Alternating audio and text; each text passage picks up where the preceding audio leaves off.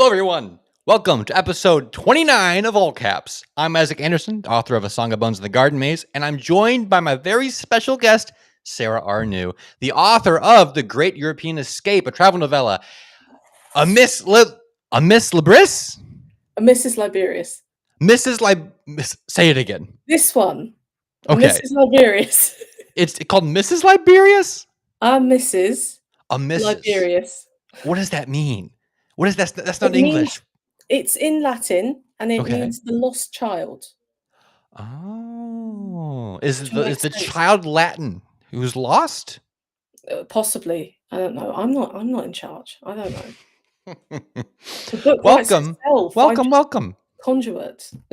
Thank you.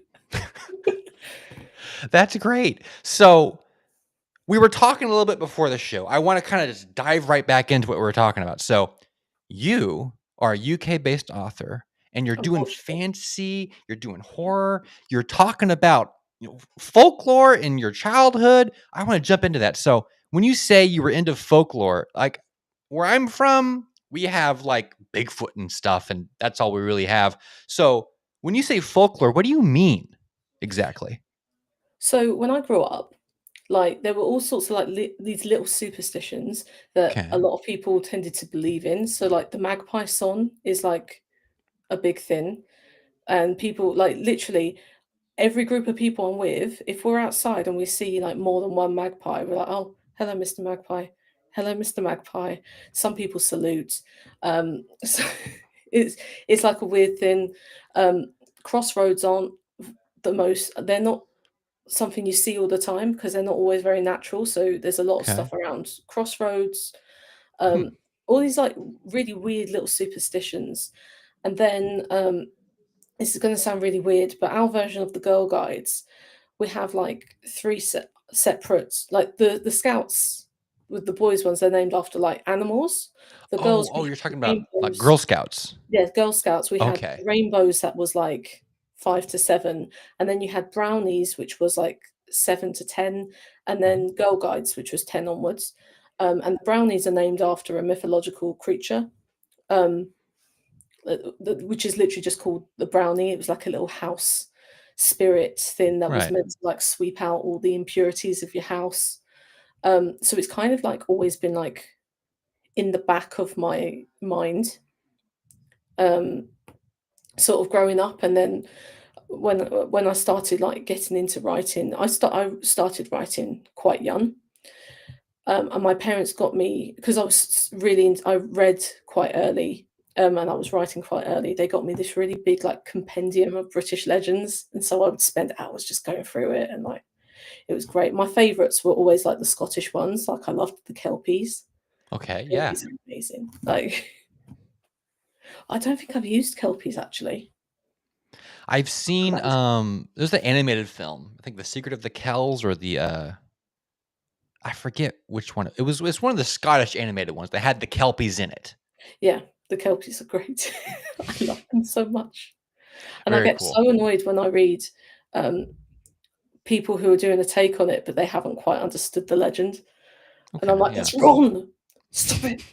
Like, if I just quickly Googled it and read the Wikipedia, like, okay, I get it. I know how to do those monsters. Yeah. And then like, it's just a horse on the sand. It's like, no. Yeah, sand horse. Sand horses are... Americans don't understand sand horses. No. We don't understand that at all. So how did that... where did the writing begin for you? You mentioned you started pretty young. Like, was it you were inspired directly from the folklore stories? You wanted to make your own? Or like, where did that really start for you? I don't even like necessarily really know. Because I don't really remember ever wanting to be a writer. It was just kind of something that I just was at a young age. I found stories from when I was about 6 years old. And I remember at one point I was about like 8, and where I went to school was quite an old building, as most of the buildings in the UK are, and our drains in the toilets were really loud. So I wrote a story about these monsters living in the drains in the toilets. They were called the toilet monsters because I was so incredibly imaginative as a small child. And I wrote this up in a book and I stapled it so it looked like a book, and then it got passed all around, the class, and then it ended up in the other class of the same year. Nice. And then I wrote a sequel because it was so well done, everyone loved it, and then, I got told I had to stop distributing because I was scaring people, Mm. people's, parents were making complaints that they were coming home and having nightmares about toilet That's a that's a monsters in pretty the good toilet. sign. That's Yeah, at the time, it wasn't seen as that, but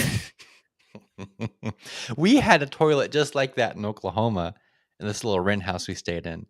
It would gurgle. So would the sinks. We had some kind of weird sump pump in the basement, and it would go off. And we called that house the scary house because of the noises it would make in the night. and as a child, that seems like there's that, "Oh my god, that's the actual scariest name," and as an Yeah, adult, you're like, "Oh, the scary house." the scary house. We still talk about the scary house every once in a while. Um, so you mentioned you were first banned as a young writer. Your book got banned from the from the Yes, from the school system, yes. which might be a mark of pride in some circles. Um, when did you start? Did that like put a halt on your writing fever, or did you rediscover it later on, or how'd that happen for you? So I kind of like would write little things. I wasn't necessarily making stories necessarily, but I'd have like scribbles of down. I'd Hmm. have like a character who I would want to use in something. To be honest, a lot of that sort of stuff went into The Sims. I was at that age where we were starting to get like a family computer, and we had The Sims, Mm. and all of my storylines got like tested on that. Yeah. And then when I went into secondary school, I got really close with my English teacher as, rite of passage. And she started a little creative writing club. So I would go to that. And that's when I'd start like writing short pieces. Um, and then I would sort of play around with things. It's where I started writing like historical fiction.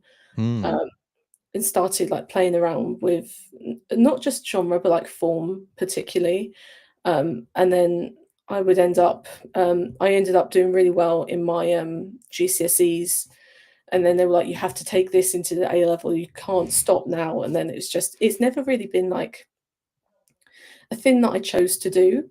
It's always just kind of been like there Right. in a Yeah. way. And then obviously when I got to about 13, 14, I discovered the land of fan fiction and I was lost. That's kind of where it went for majority of the time. Where what kind of fan fiction did you write? Like what kind of fan were you?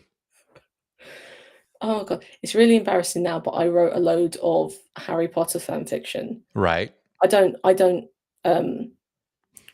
I don't believe in what J.K. Rowling believes, and I'm gonna Hmm. move away from that. But as a child, like, as it was very formative for me, and what was even more formative was when the last book came out and that epilogue came out, and I was like, "I could do that better."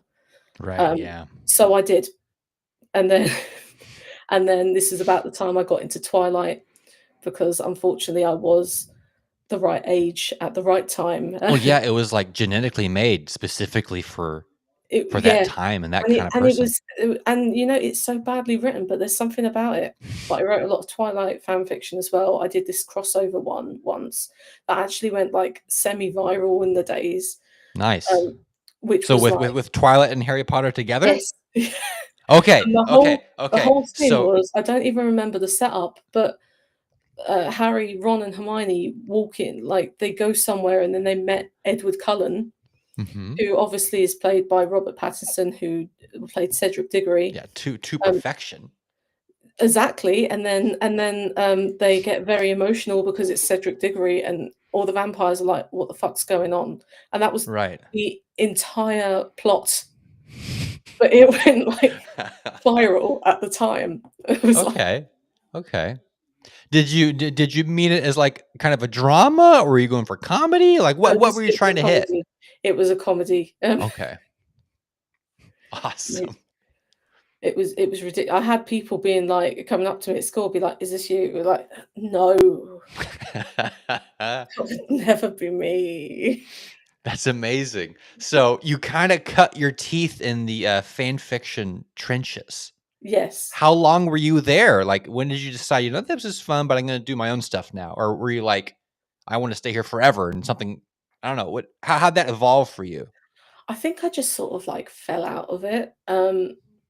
Unfortunately, I went through quite a lot of like difficult life stuff around that Hmm. time. And then I got to about like 16 and then, exams started. So, and I was always very studious as well. And I had, oh my God, in the UK, I don't know exactly how it is in other places around the world, but Mm. in the UK, especially at that time, you had to pass your maths and your English, otherwise you could not progress. So I've always been very, very bad at maths. I just can't Hmm. get it. So I dropped literally all my fun things and I just focused on for a year on passing my maths GCSE. And then I didn't really come back to writing for fun, not in a work sense until university, I Mm. think. And so in university, you started doing film studies. Yes, What drew completely you by to that accident. specific? It sounded like you really into the writing thing. So why'd you go into film studies? So I was convinced I was going to fail my maths GCSE, but I was going to pass everything else. So they would have taken me up to the next level of education in the UK, which is A Hmm. levels. And you pick four A levels, and then you drop one after the first year. So I was like, right, I know that I'm going to do English literature. I know I'm going to do history. I know I want to do psychology, and I'm not going to pass my maths GCSE. So my fourth one will be maths, and then I'll pass that in the next time, and then I'll have my three levels, and it'll be great. And they were like, "Yeah, but you've got to pick a fourth one to put on the form just in case you pass maths." And I was like, "But I'm not going to pass maths," and they were like, "Just do it anyway." So I picked film studies because I figured like, oh well, if I do pass, then I'll drop that one, and it won't be a big deal. And Hmm. then I got into it and I absolutely loved it. And it was easily my best subject. And I was like, oh, Like, now I dang don't it, know I what to found something do. I really liked. Yeah. And then when I got to university, I wanted to do English literature and film studies combined, but they Hmm. dropped that because it wasn't that popular of a course, and they were worried there would be too much overlap with the two different subjects. And everyone was like, "Do English literature," and so I did film studies. Maths does suck.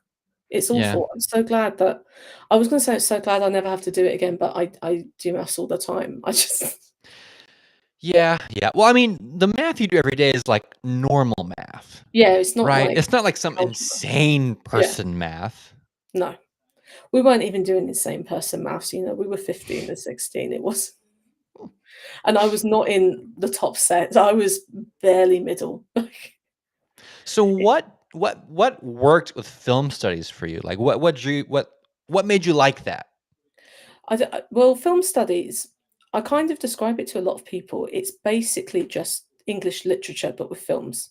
Okay. Um, Because in my mind, it sounds like it's people sitting in a classroom watching a movie, pausing it and saying, "Now, what did that mean? What do you mean by it is. that?" It is. Okay, It, okay. it That is. would It's drive me great. insane. You see, the thing is, I think you have to be very into sort of like dissecting things. And I always really enjoyed in English literature dissecting Okay. everything. And it's basically the same, but with a visual form. And it isn't just like you sit down and watch films. There's a lot to it. Like I did psychology, I did Mm, history, I did sociology, I did all sorts of things in my degree. I ended up doing a dissertation in um, the presentation of terrorism pre and post 9/11 in the superhero genre. right. So like easy thin, you would think. Yeah, Mhm. no. I ended up and I was living in a house at this point with four other, three other girls. Sorry, three other girls. Two of them were doing their dissertations. We were just. We had books thrown all around the place, and we were just dissecting people. Yeah. Um, they were doing like proper degrees. They were doing both. I think they were both primary school education What's a degrees. proper degree?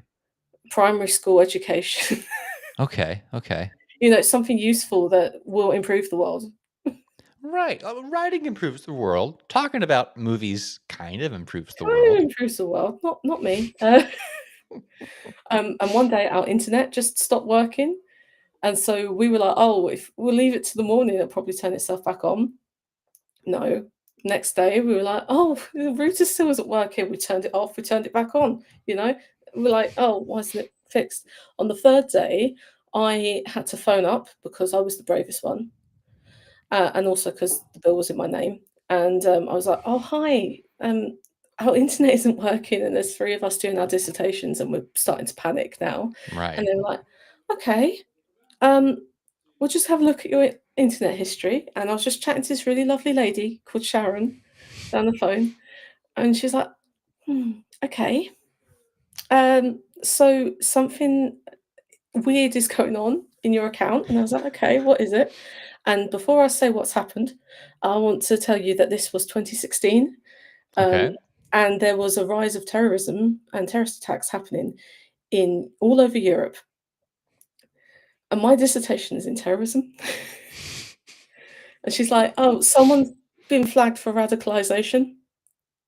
And I Oh, was like, "What do you mean interesting. someone's been flagged for radicalization?" And I'm sitting there, I've got my housemates literally across the room from me, and I was just like, "It's me. It's it's me." I was like, "What do you mean?" They're like, "Yeah, you've been flagged, but, like, we don't know what to do because it's like JSTOR and, the dictionary definition of terrorism, which I'd used at the beginning of it to, like, make the point." So And you you got flagged for looking up the definition for yes, terrorism? yes, to be completely honest, I really don't know how I wasn't arrested, What because for what? What? Oh, that's possibly crazy. being radicalized. And then what was really upsetting was not only did that my internet provider think I was a terrorist, but they Mhm. also thought that I was such a bad terrorist that if they cut off the internet, I would see the error of my ways. Yeah, yeah, yeah. Like this Um, terrorist isn't trying that hard. Maybe yeah, if they we were just like, starve this one for a little bit and we'll go yeah. back to normal. And then I was like, "So how do we unblock it? How do I prove that I'm not a terrorist? Do I have to go to the police station or something?" She went, "No, just read your dissertation down the phone to me." So I was reading her my dissertation. She was like, her boss was phoning my university trying to confirm that I was who I said I was. Um, she's like, "This is fantastic." I was like, "Sharon, don't lie to me, please." And the next day, like they unblocked it, everything was fine. And I went into the university to ask for an extension because I couldn't work on my dissertation because I've Mhm. been banned from the internet. It was so good. Your terrorism paper was so good. People are like, we can't allow You this to can't go allow any this. further. And I went in to talk to my personal tutor, and for 20 minutes, he just stood there and he pointed and he laughed at me. And then he brought in the head of media who had no clue who I was. I was like, point and laugh at her. This man was very uncomfortable. You don't think at the low point of your life is just going to be 20 minutes of being pointed and laughed at by a man from the Rhondda Valleys? Like, I- Why did they think it was funny? They thought it was funny that you got your internet blocked, or yeah, yeah. He's like, "I've never known anyone to have that happen. Never." that is amazing. That is It wasn't at the amazing. time. It's funny now. It's funny now. It put me off going back to university for like what, 9 years? So, what films were you focusing on? I was looking at Unbreakable, the M. Night Shyamalan film. Yeah, that's a great one. I love that film, and everyone, I hate what That's a they've great done. movie. I like Unbreakable, and I like Split, and I hate Glass, and now everyone just Oh, talks about Glass is Glass, and it's like, Glass is bad. so bad. My issue with Glass, here's my it actually I think taught me a really good lesson. Throughout that whole movie, M. Night's promising there's this cool building over here. There's this cool thing. Look at this building with the cool things that open up. Look at that cool building. and he keeps mentioning the building, showing on the news, and they have Samuel Jackson talk about the building. And then, like, surprise, we're not going to the building. It's going to be in this parking lot, and we're going to have a little Yeah. tiny fight. Yeah. So he promised this big thing, and his twist, it's fine to have a twist, but your twist needs to over-deliver on what you were already promising. I think part of the problem with M. Night Shyamalan, this is what I was talking about before, I will just go off about films. I think part of the problem was that he's now sort of got pigeonholed into the I'm the twist guy. Yeah. And if he doesn't deliver a twist, he knows that he's going to get like people are going to be awful because he hasn't put a twist in. But then if he puts in like the twist that he can come up with isn't necessarily good enough to pay off for the narrative, Yeah. which is a really awful position to be in. I don't know. This makes me worry sometimes as a writer as well. Like Mm-hmm. every so often I see these things happen. Like I see this happen with M. Night Shyamalan, and I'm like, it must be really awful to be like pigeonholed into something that you can't escape from now. Because as much as He's got money. He's yeah, fine. I mean He's he's doing fine. good. He's fine. Or like Charlie Brooker, the guy who wrote Black Mirror. Sorry, I'm really brain foggy. I'm trying to like I've got all the That's fine. information, I can't get it out fast enough. The guy who wrote Black Mirror, I don't know if you've seen that, but, like, I think the Yeah, first yeah, yeah. episode is about the Prime Minister having sex with a pig, and then we had a scandal in the UK where one of our prime ministers had had sex with a dead pig, and I like, that would have broken me. I don't know how you move on after that. Yeah, there's there's no there's no going. Once that happens, Yeah, in a person's like life, I think that's. I mean, Something breaks in you, surely. Like it's bad enough I have a story that I'm working on, based around a traumatic event, and I have mhm, this character written around this person who I absolutely hate. And in the story, the character slips over and hits her head and dies mhm. from it. And then I was talking to a mutual acquaintance of ours, and she went, "Oh yeah, did you hear about so and so?" And I was like, "No." She went, "Oh no, she fell over and she hit her head and had to have brain surgery." And I was like, and then my friend was like, "Did you write that scene that you said you were going to?" I was like, Whoops. "So I've been That's told I'm why not I allowed to never continue put that real story people in because any I of my might be stuff. a prophet." Yeah, Maybe. use that power for good. I'm Use that trying. power for good, I'm Sarah. trying Put people so in hard. that you know in the book and have wonderful things happen to them. Just a self-insert. It's like Yeah, yeah, yeah, yeah, yeah. yeah. Yeah, put yourself in the book and have wonderful things happen, and Yeah. have your made up people can have the horrible brain injuries, but for the real people, give them like sunshine and puppy dogs and flowers and yeah, voodoo. And I think So, there's a problem, isn't it? what what It's just story was this one? Is um, this the serialized one you're doing right now, or? no, this one is in here. Oh. My Okay, emotions well, scroll. before we get to the scroll, let's talk about the And all the current other thing you're people doing I'm right going to now. kill. Yeah. It's So, your new project is called Hypochondria. yes. Is that correct? So, Yes. what inspired Easier to that? say.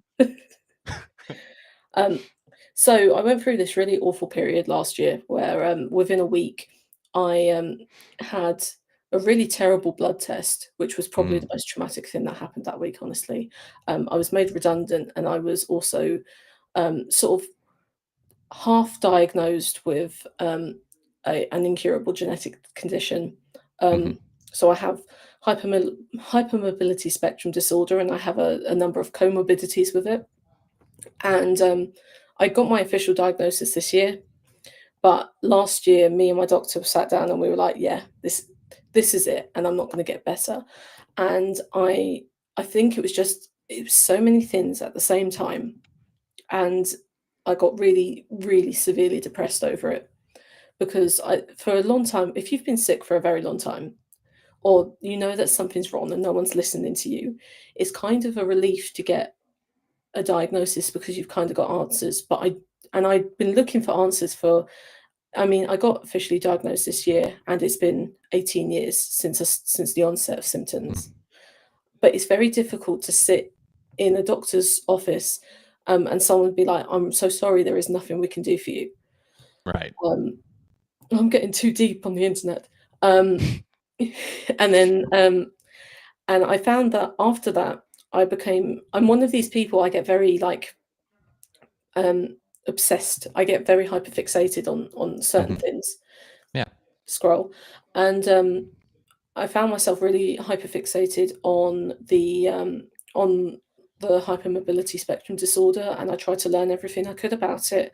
There's not a lot of oh there's not a lot of research about it because they've only really started researching it in the last like 10 years. Okay. Um, and it was and I found that literally everything weird that happened in my body, I was like, oh, well, is this a symptom now? Is this a new thing? Is this related to this, or have I just got a cold? Like, Right. and the only way that I could sort of bring myself out of it was to try and. I said to a friend the other day who was really struggling with writing something because she was like, I think this is too personal to write about. And I was like, well, but you don't have to do anything with the story once you've written it. You can have it Mhm. just for you. And even if you just write it to exercise your own demons, that doesn't mean that means it's a it's a good thing in itself because it's almost like therapy. And that's kind of what writing Hypochondria was like for me. Because with the character of Emma, she goes through this really horrible trauma, and then she really struggles with um, existing in her body afterwards.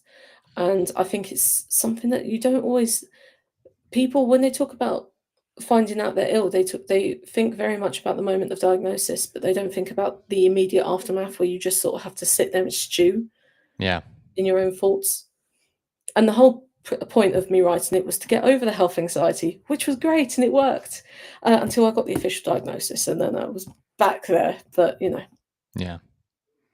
So what are the symptoms like? You feel like you have a cold all the time? You feel um, tired or I have dislocations in multiple joints. Um, oh, wow, I yeah. have them. I've had them since I was about 12. I have osteoarthritis because of it. Um, what else do I have? I have POTS. Well, I don't officially have POTS, but I've been told I likely have POTS. Um, oh, I have a lot of brain fog, a lot of fatigue. I'm blanking Right. on everything now, even though like I'm probably one of the biggest experts in the UK at this point. It's it's it's a weirdly, like, difficult thing. Um, at the minute, I'm being screened for, like, neurodivergency. Apparently, if you're hypermobile, you're 7 times more likely to be neurodivergent, Hmm. um, which is a weird one that you wouldn't think of. Because it's a connective tissue disorder, all kinds of things could go wrong, which I'm Right, yeah. finding out now, but, it's kind of nice to have an explanation why so many weird things were going wrong, Yeah. if that makes It sense. helps to put a name to the thing, Yes. to kind of like you own it a little bit more. Yeah, definitely. Well, you've taken this struggle and you've created this thing. So let's talk about that. So, so you mentioned a little bit of the premise. What is the story for hypochondria, and how do you want people to approach it? So, Hypochondria is the story of Emma, who lost her mother a year before the story takes place to breast cancer. It's a dual narrative, so we do see a bit of Emma and her mother Annette's story, Okay. and also Emma in sort of like real time.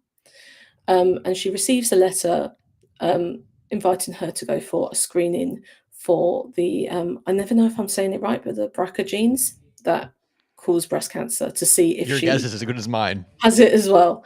And then she just sort of spirals from there. She has a lot of outside influences that are not good for her, and it's Mhm. very much sort of psychological, but also the story of being just terrified by your own body. And I'm releasing it in like a serialized fashion. I think in a way, I kind of wanted to do it because I wanted to play around with how to release a book, Yeah. but also I think deep down, if I'm really being honest with myself, it's the kind of thing that even though it is short, it's only about 15,000 words. I really struggled writing it, and it's something that I personally, probably because of my history with physical illness, I would struggle to read it in one go. So it's Mhm. split up into 6 sections. The 3rd section is out on Sunday, so that will be halfway through, and then we've got 3 more weeks. Nice. And the second one I just saw went live today. It went live on Sunday, but I forgot to update my links because I was in Oh. Brussels. That'll do it. That'll do it. Yeah. I was too busy having fun at the European Writers' Salon, making A so many salon for friends. writing. I'm getting scam calls like crazy. They will not leave me alone. I was like, "Oh, people want my attention." It's literally my European Writers group chat. Hmm. If anyone is watching, hello. Yes, yes. Hello to the group chat in European for European writers. So, what do you what All of Europe. I've heard about these kind of get-togethers. What happens there? So this was like the first. I think it was the first like big salon they did, because there's a big one. I don't remember what it's called in America, and we were all like, "Well, we want one over here." So there was a very lovely lady called Deborah who set this all up. So we went to Brussels for a weekend, and um, we had all these little like workshops, and we had readings. I did my first reading there, which was really exciting. Oh yeah. Um, and we had all sorts of things. So there was like poetry workshops, there were prose workshops. I did one about self-coaching, so boost your confidence. Hmm. And then on the Sunday, we did like a half day, and we all had like different things we were doing. I did a psychogeography tour, which was really cool. But I know a load of them went thrift shop shopping. There were people doing prompts in the park, which looked really cool. Yeah, it was so much fun, and there was like about 90 of us, and Wow. yeah, we made so many new friends. And I That's really wish great. that we had like a book table where we could have sold books, because I wanted to come away with everyone's book. Right, I yeah. got I got one. It's better than nothing. I know. I was like, well, when Christmas comes, because my birthday's in December, so I was like, when people ask me for present ideas, I can be like, I want all of my friends' books. Yeah. That's all I want. Well, cool. Before you held up a scroll. Yes. The scroll Let's get didn't go into to that. Brussels. The scroll didn't go to Brussels. The scroll stayed at home. The scroll Uh, is too precious to risk a trip to um, Brussels. it wasn't. It was. It's just. It's quite intense. But I did tell a lot of people, like literally before registration on the Friday, a few of us went to a tea shop by the venue, and I was like, "Who wants to hear about Scroll?" And they were like, "What do you mean? Is this a writing platform?" No. So I'm starting university next week. I'm doing creative practice, and for my project, I am staying far away from dissertations because I don't want that to happen again. So what I'm doing, it has a bow, yeah. It has a bow. I came home from Brussels and Scroll had an update. It now has Velcro as well. I don't know Nice. where the Velcro came from. Uh, The scroll itself the provided. Scroll has provided Velcro. So I'm not doing a dissertation. I'm going to do a dual novella project. So I'm going to write two stories, and one of them will be like a traditionally written one, and one of them is going to be an epistolary novella. And Mm. so my plan is, I don't know how well this is going to work, but I've got all of my like planning, and then I've got. This is going to be stupid. Why have I done this? I've got like a timeline on the scroll, so I can see everything. So this is my initial one, and then the further I unscroll it, I'm going to get stuck again. But I've got an even more detailed outline, and then I've got like different Okay. colors for different. Where am I going to put this now? I That didn't is think it through. I didn't think it that through, but but I've got like different colors for different plot lines, and I've got like this is going to be a text log. These are emails. This is like Google reviews, stuff like that. I'm so excited, but I'm so intimidated by the scroll. why Why did you use a scroll to do all your note taking? Because I'm an undiagnosed neurodivergent, and I thought it was a good idea. Yeah, yeah. Um, Well, hey, my idea was I can see everything, and if I can see everything, it's going to be easier to write. In yes. theory, If I were more confident at the coffee shop I go to write, I would take over a table, one of the big long tables with just post-it notes and little tiny cards and outline the whole thing right there on the big table. But I don't want well, I don't want to draw attention. I at the moment the scroll doesn't normally leave my house. To be fair, but this is my sister's house, so it's allowed here. But what I had to do, I had to use like one of our big table, and then I ran out of space on the big table, so I ended up having to clip it to a chair, and then sort of move the chair further and further away so I could keep writing. So you're writing down the scroll. Yes, Usually when people do scrolls, they're sideways and they yeah, do columns. So you yeah, could put the scroll down and you could roll out just what you need. yeah. I'm Usually. dumb. I'm dumb. But that is amazing. So you have made like a quality heirloom that'll be in your family forever now. Exactly. My dad was like, "Oh yeah, and you can just rip off what this book when you're done with it and get rid of it." I was like, "I want you to donate this to the design museum. I You're not getting rid of my book." Like, and also I don't know why I keep telling him like like I'm gonna be dead at the end of it. Like I'm gonna leave this in my will to my father and be like, "I need this to go to the design museum." They won't Take take it. care of this. Put this under They've glass somewhere special. The design museum do absolutely incredible exhibitions, and they absolutely do not need that scroll. Maybe I'll go to the So British Library instead. I don't you're know. you're you're using a scroll to outline this thing. What Yes. is this thing? You said it's two novellas. So One's epistolary, one's normal. this Are one they is connected? Are they separate? Are they connected so thematically or so they're kind of like thematically connected, but they're not. The stories are going to be completely separate. They're both kind of inspired by the redundancy that I went through last year. Um, Mhm. because the way that the company went about it was awful, and I'm going to put them on blast for it. But also in a way that they can't sue me. And so one of them is set on a boat. In Is Matt having a go at us again? Matt's having a go. Matt's How having a dare go. he? Now, I used to have a massive whiteboard in Oklahoma.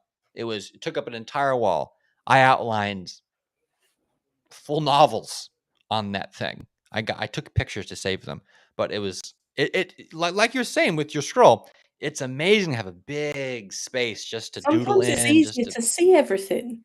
yeah, And I yeah, think there's something I prefer to work like handwrite. I can't really do it as much now because the arthritis and the hypermobility. right, yeah. He wants to fight again. He does want to fight again, and I will win um, with my dodgy joints that don't stay in place. Well, Um, Matt's fun to fight with. Matt's a good fight. I'm talking physical fight. I could Oh, take, really getting yeah, at it. I could take him. But I think also I prefer to handwrite. I think there's something about it. It's not the same if you write into the computer, I don't think. Find that for me, the project feels more alive when I'm handwriting it, Mhm.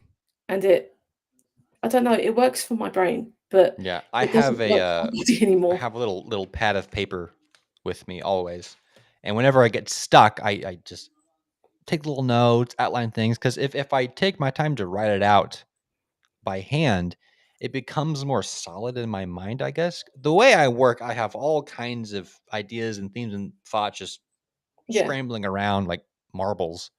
It helps to organize them somewhere where you can't erase them.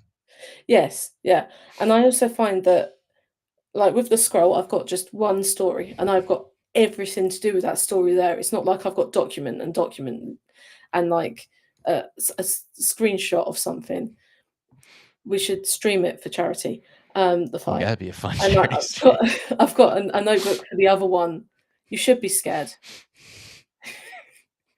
I've got a notebook for the other one because this one's the epistolary one on the scroll, and I Okay. think that works better so I can see the entire timeline because it's set in a very short, like, it's set in like 2 weeks. Okay. Whereas the other one, because it's gonna be like a sort of more traditionally written one, I don't have to see it all in one go. It makes Right. sense Yeah. to me. Yeah. Yeah. At this It works stage, for that's me. that's all it has to be. Yeah.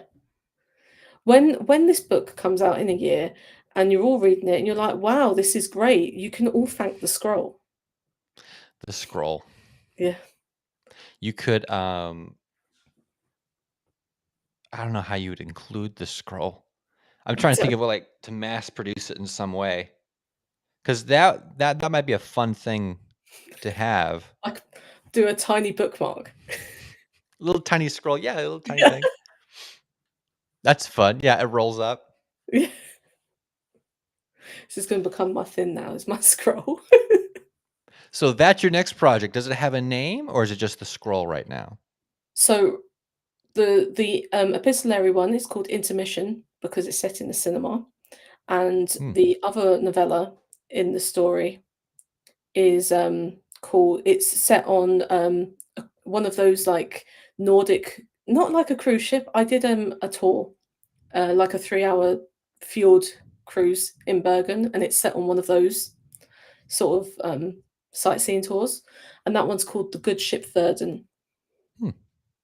Does the good ship make it out okay? No. You never call something the good ship. No, exactly. All things It's go a bad on the horror good ship. story, of course it doesn't end well. Someone trips over and bashes their head in. Yep. That's what happens. Yeah. I'm a So bit is nervous this actually to write that one, in case something else happens to someone else.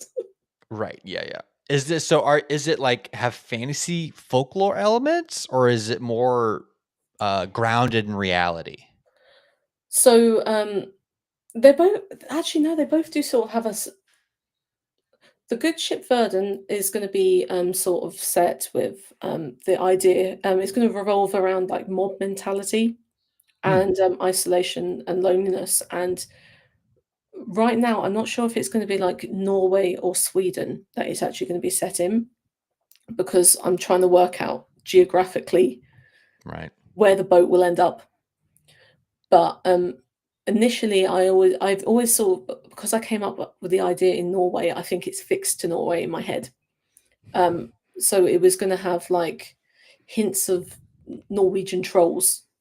I Ooh, mean, I like, like that. mythological trolls, not internet trolls. Yeah, Um, yeah. Maybe the Hints of trolls that. can find laptops and become true trolls. Yes. We've come full circle, 21st century. Um, and Intermission is, set in a cinema during a heat wave, and they're ramping up to a release, and they do, like, a midnight, release, and they do a séance in the cinema, which releases something Ooh. supernatural. Yep, yep, yep, yep. So whenever a seance happens in a story, it's is it ever a good thing? I don't know why people keep I don't doing think it's it. ever been good in any story. No, It's I always don't the know. bad idea. I don't know. Yeah. I don't understand why these people do these things, but, it's their story. I'm just the conduit, as I said earlier. Yep. I I didn't even wanna click the trolls and scrolls thing. maybe the trolls have scrolls. Maybe they're the ones writing it, and I'm just Mm. stealing their work. They So haven't come the up. stories from the perspective of a troll who sees this thing happen on this boat, Honestly, that might be a better way to do it. that might be kinda fun. Then Because you have some people notice the trolls. I am outlining a story that has something to do with troll stuff, but the in trolls are America. very much like, are they actually there? Are they not? Yeah, yeah. They're not like a big part of it. It's more to do with the sort of like isolation and loneliness and a community turning in on each other. Um,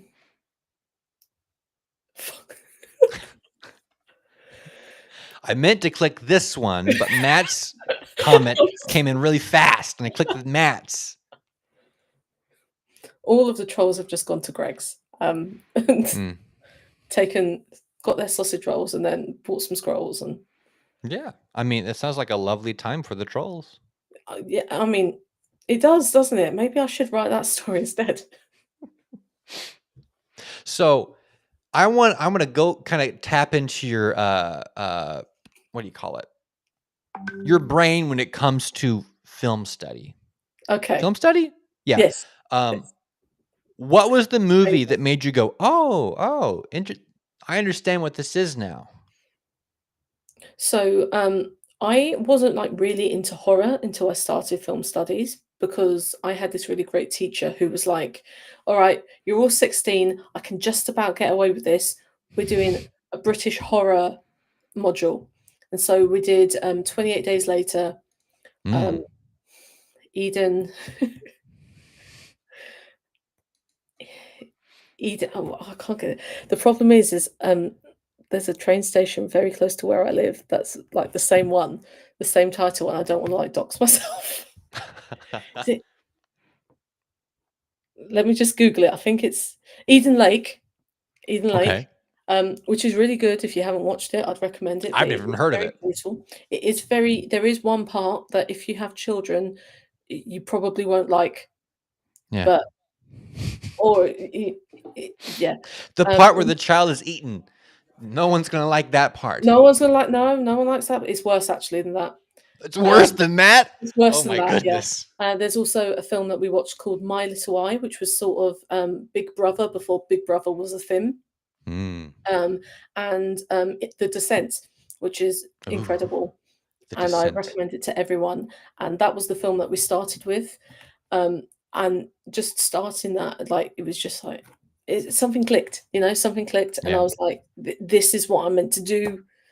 This is what I'm meant to be like writing. This is what I'm meant to be creating." And from there, I went into screenwriting for a while. Um, hello, I went I into read that as Forks, Hello Forks. I I did thought you were for a trying to be second as cute, well, and I was like, "We're but he back said on Folks. Twilight." I will talk about Twilight for hours. So it's a shame that Sora's not here. Um, yes, and after that, it was really The Descent that kind of like kicked it all off, and then I Right. got really into Alien. I love the Alien franchise, Oh yeah, and Aliens. It's to fun.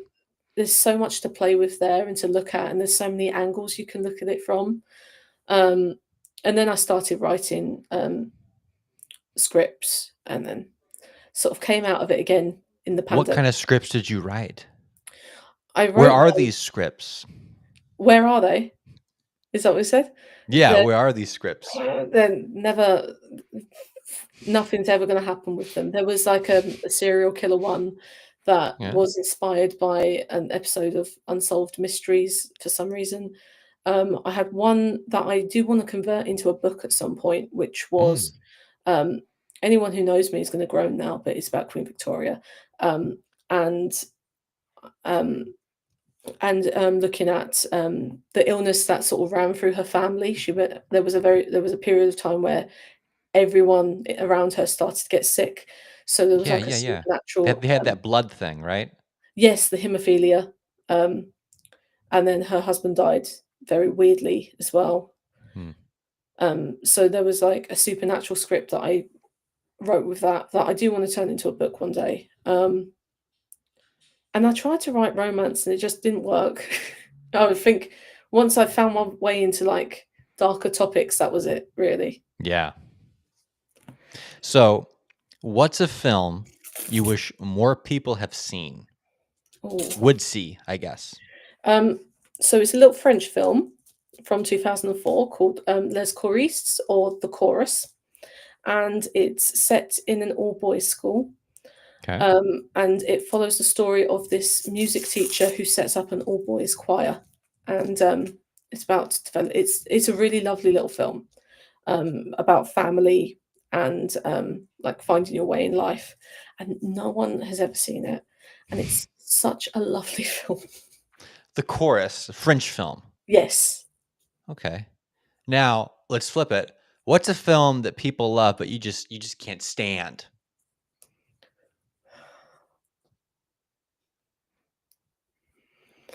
I am not a Star Wars fan at all. I don't know what it is. Okay. I have tried watching some of them. I don't know what it is. I can't I can't get into it. And Which one did you try to watch? I I think you see, I think I know what the problem is. And when I was young, someone put on the one with Jar Jar Binks, and I was terrified of Jar Jar Binks. You And were I think scared of Jar Jar? yes, yes, because Oh, I was man. tiny. I was like I was so young, and all I could was Jar Jar Binks. It was terrifying. And since that, I've never really been able to get into Star Wars. Okay, yeah. I think it's a fantastic franchise, and I'm really glad that so many people are into, this sci-fi fantasy epic. I wish I liked it. I I just wouldn't say Star Wars is fantastic. It's I very like fun, how it very brings good, people and together, you know? it's more foundational Yeah. than Yeah, anything. I can't get into it. I don't know what it is. Jar Jar Binks was too scary for me, and for some reason, that was the line that Yeah. my I brain think for Star Wars, someone who doesn't know Star Wars and is like an adult, I would just recommend watching that first one they made, New Hope, Episode 4, whatever it is. That and first I one, watched the first one of the new ones that they made, yeah, that's Force Awakens, and I didn't mind it. And then they just seemed I was like, "Okay, Finn's really interesting," and then yeah, they I was completely wasted Finn. yeah, I was like, "What's the point then?" Like, but yeah, I shouldn't be talking about stuff like this. I'm gonna Yeah. make so many enemies being like, "I don't like Star Wars." I That's all want to right. like it, You I don't just have to can't. like Star Wars. I I mean, want to like it. I'm um, just but then Lord of the I'm Rings exists. That's like the masterpiece when it yes, I comes to really wanna rewatch films. all of the films again, and I also really wanna watch all of the behind the scenes stuff because I think Yeah. the behind the scenes stuff they did on those DVDs was almost better than the films, and I Oh, think the I films are love those, fantastic, yeah. but the way that they did that was so clever. And then I watched the Hobbit ones, and I just keep thinking of Ian McKellen, like, crying in a big green box, and it makes me wanna beat everyone involved in that up. I th I met him once. He I was very don't lovely. know. They have this new one they're working on, The Hunt for Gollum, or whatever they're gonna call it, coming out next year. Oh, okay, I didn't know if that was, like, a Yeah, real or a fan-made one or not. that's real, that's real. Andy Okay. Serkis is directing, Oh, Jackson's I producing. I actually saw Andy Serkis. I got a ticket for a film that he directed in the, Oh. London Film Festival a few years back. It was so good, and I was like, "Why are you spending your time doing these terrible Marvel films when you should be doing this?" So I'm hope like, I was encouraged when they said they were delaying it to work on the script some more. It was supposed to come out, I think, this year or last year, but they delayed it to work on the script. So that gives me a wonder little bit more sometimes confidence in what they're making. I'm hoping that's a good thing, but sometimes I see things like, "Oh, we're delaying it to work on the script," and you're like, "No, you're not. No, you're not. You don't have the money." But I think there's still an appetite for Lord of the Rings. I think I there think, is. Peter, Jackson was very clever in the way that he did the 3 films, and then there was a block of time, Mhm. before The Hobbit came out, and so it's not like everything's been thrown out at once. I feel not to rant on about Marvel or anything, but I feel like Marvel throw a lot of stuff out at once and you get, like, fatigue, whereas I don't think there is that with Tolkien's work. Right. I don't And there's think, so much you could do with Tolkien's work that hasn't been done. Um, yeah. no, stop it. I don't I don't know how I feel about the whole idea that it's fatigue that's making people not wanna watch this stuff. Because if you make consistently good things, Yeah, people will consistently watch the good things. I think their quality kinda dipped a little bit after their big definitely, whatever that was. definitely, but I do think because I worked in cinemas for about 6 years, um, and, everyone came out for Endgame. It was absolutely bloody awful to work Endgame.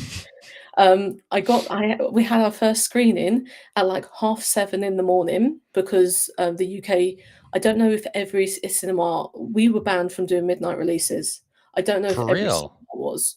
The brand I worked for at the time was, um, but so I had to get there at 6 to open the cinema because I was doing the opening shift, and, there was already a line of, honestly, people who should have been at work, um, Right. waiting, and, They're like, I'm they sick. I'm sick today." Yeah, everyone was like, "Oh, I'm sick," and I was like, "Go to work. Why are you here at 6 in the morning?" And then They're here to watch we the got Iron we Man got to movie. see Iron Man. And then I would phone my manager to be like, "Can you let me in? Because, like, there's no way I'm gonna be able to get in." And this group of men literally pulled me out of the way to try and get into the cinema, and, oh, it was awful. I was working with someone else that day. I went round the back to get some popcorn. By the time I went round the back, picked up the popcorn, came back out, someone had told her, the Iron Man ending, and she had written, "I quit" on a bit of till roll and had left. It was awful to work, and it was like that solidly for 3 months, um, to the point where Wow. if people started pissing me off, I started giving them fake spoilers.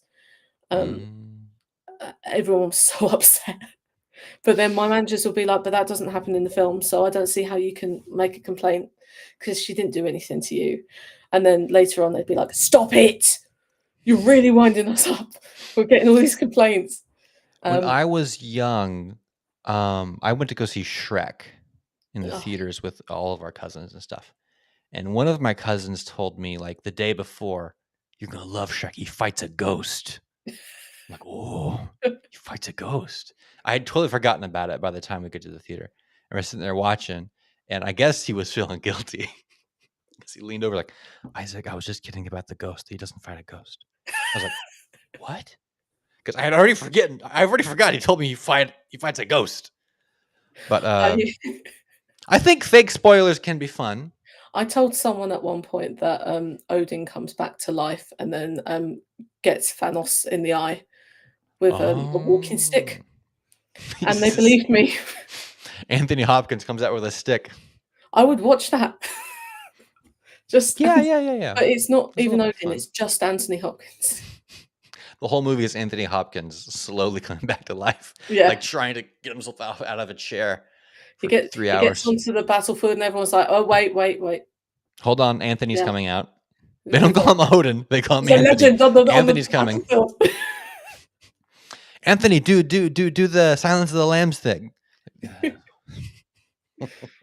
Everyone goes silent, like, "Do you want some Chianti?" And he's just like, "Shut up." Like, No, no, I'm fine. I'm fine. Well, we're coming up on an hour. I have a little game prepared. "Oh dear." If you'd like to play a little game. We can play a game. Okay. So I'm a bit this is a little worried now we've just something. talked about Anthony Hopkins, but Hey, anything can happen in okay. this little game. So we are gonna play something called Tear of the World Builders. Okay. So in this little game, we're gonna go Sounds through some interesting. slides and we're gonna build a little story. Okay. And each step of the way, you need to add a little twist Alright. to what we're An M. building. Night Shyamalan twist. Right. Yes. Yes. Well, kind of. Yeah. So let's begin. Uh-oh, this is the wrong game. Oh, no. I was What like, happened? "This worm I looks set it up familiar." perfect. I even tested beforehand. Oh well. I guess we can do this. So Have I seen this worm before?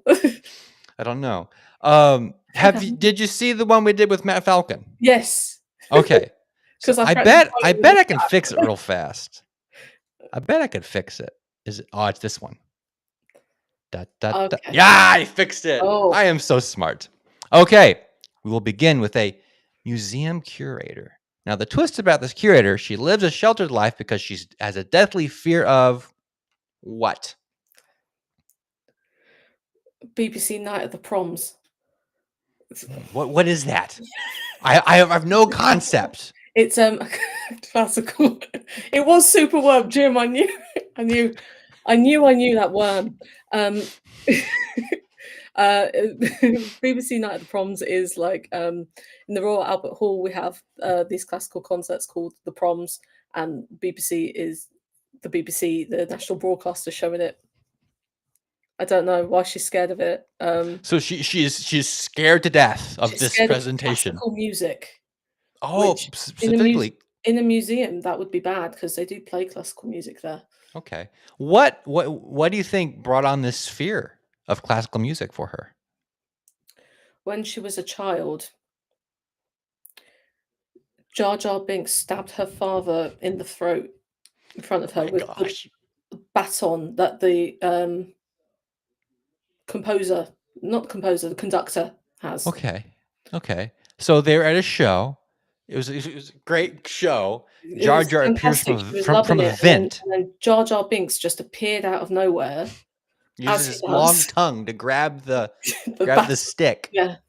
Maybe the father, the museum curator, says, "I'll stop this creature," and Jar Jar goes, "Misa!" and stabbed him in the throat. Or maybe he was in the orchestra, and that's why she was Maybe, there watching I the would dance. think that would make her afraid of Jar Jar aliens, but specifically, she's afraid of the music. He plays, I don't know, like a tuba or something, and he, like, throws the Oh. tuba. Tuba misses Jar Jar, and he just goes, Oh, man. Wow. Okay, we're off to a really good start. So this museum "Are we?" curator, I think so. Her father was killed by Jar Jar Binks himself. She's afraid of classical music, but now she finds herself in an abandoned water park. Oh, an abandoned one. And this water park is famous for being the last known sighting of something. The last known sighting of her father's tuba that was lost in the fight. The tuba. Yeah. Was her father playing the tuba, or they were just Yes, in the and then he audience? threw it, and then Jar Jar Binks didn't get hit by the tuba, but apparently it Okay. fell through a wormhole or something. So she's deathly afraid of classical music, Yes. and she gets a call like, She's got "Hey, to restore her. you know your father's iconic tuba that looks like no other tuba? It looks like your father's tuba? It's got a We weird found bend to it." it from where it hit Jar Jar Binks in the head there Maybe Jar Jar's been taking it around places and as a playing the trophy. tuba. Wow. So it's at this water park. So she has to go to this water park. Why do you think she wants the tuba? To restore her father's reputation Okay. as the world-renowned tuba player, Because as you know, and not just for the vow of the tuba men yeah, demands you never use your tuba for violence no, ever, and he threw the tuba as a weapon. yeah, and So, that's all people remember him for, that and his horrific death, and not his world-renowned tuba playing. so as she's at the water park looking for her father's tuba, she finds Walt Disney's frozen head. And the twist is this frozen Actually, head the knows Jar the Jar thing secret works really to well, actually. what secret does Walt's head know? Is Walt's head alive or is it just frozen? I feel like it's got to be alive. If it Yeah, knows a secret, he knows a secret. he has to be alive.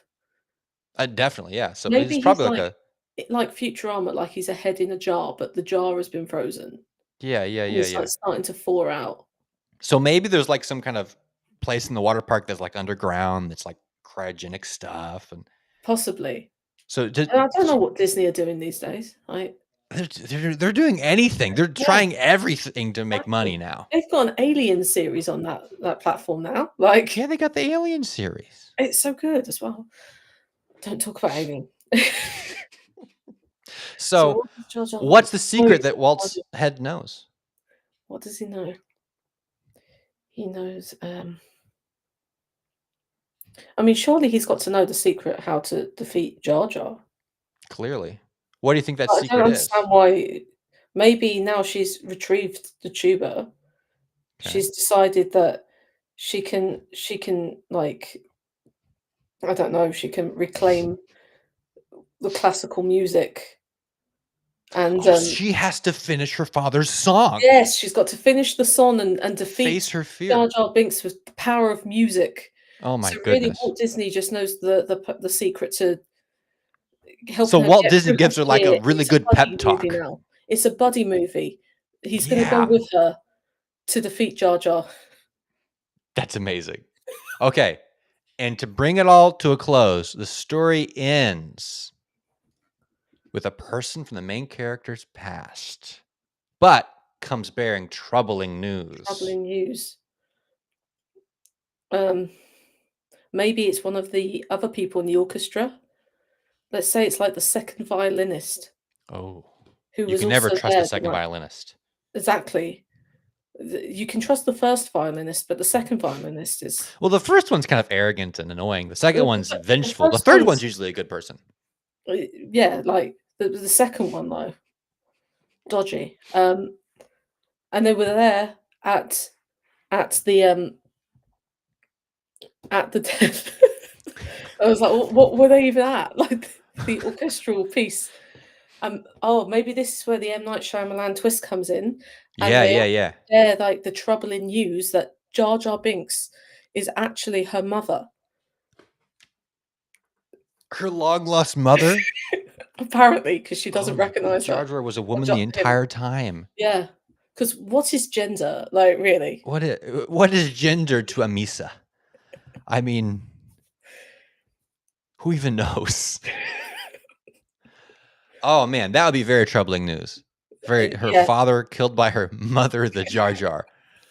Oh my goodness. Okay, well, with that downer of an ending, thank you for playing Terror of the World Builders. I'm never going to be invited onto any other podcasts again.